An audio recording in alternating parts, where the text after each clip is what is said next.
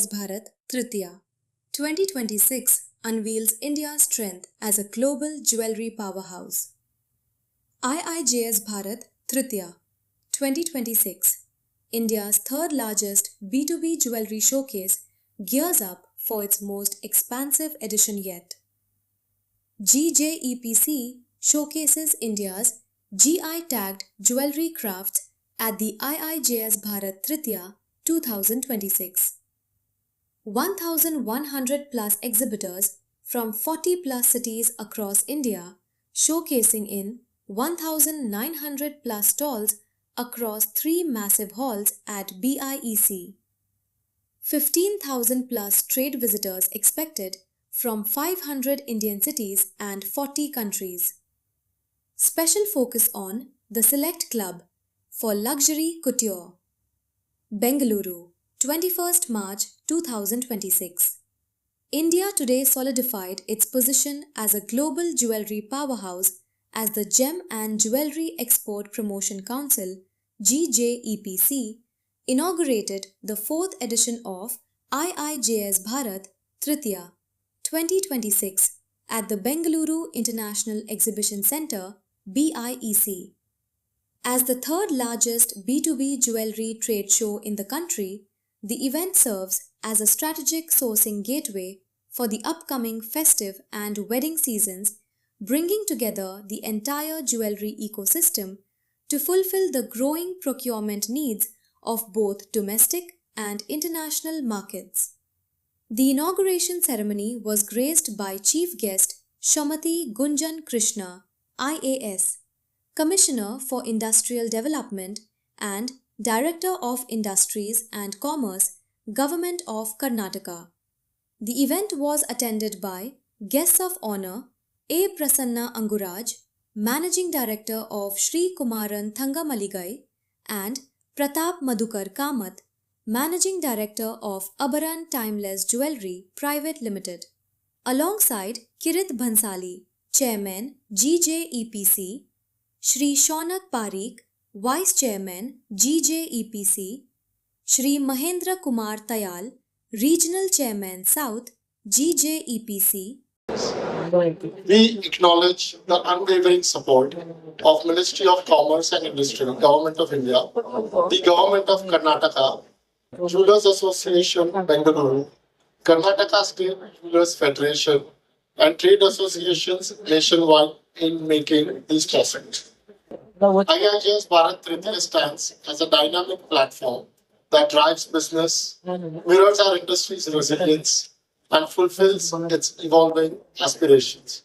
I'm confident the next 3 days will forge lasting connections, robust deals, and fresh opportunities for all. Thank you all, and I wish you a very, very successful show. Chairman GJEPC नहीं बाहर का बोले तो शहर के बाहर सा किया है और दिल के अंदर रखा है आप chief guest Shrimati Gunjan Krishna ji commissioner for industries government of Karnataka chairman Kirit bhai Bansali ji GJEPC vice chairman Sonak bhai our guest of honors Shri Prasanna ji from Shri Kumar Thangamaligai, my dear friend Shri Pratap Kamath from Avar, my dear friend GJPC South Chairman Mahendra Tayal ji, and Shrikant Kariji from Karnataka Federation. I am honored to share the stage with Honorable Commissioner for Industries, Government of Karnataka, Srimati Gunjan Krishna, whose leadership continues to strengthen Karnataka's industrial growth. I've reached out to her several times in the past, and she and her team have always been helpful and eager to assist in the interest of the state.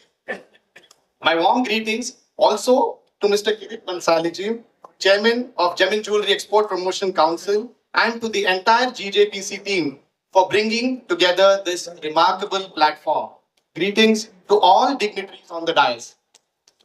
I also extend a warm welcome to all the exhibitors, international trade delegates, members of the domestic and international media, and representatives of industry associations who are present here with us today. Events like IIJS Bharat are far more than exhibitions. They are vibrant meeting points for creativity, craftsmanship, technology, and global trade. The Indian gem and jewelry industry has always been a proud reflection of our country. In having a teamwork, passed from this is the fourth edition of GJPC IIJS Tritiya Bharat, which is successfully running in Bangalore. And one of the beautiful venue what we have is VIEC. And I think this venue have given a heart to many people in the country.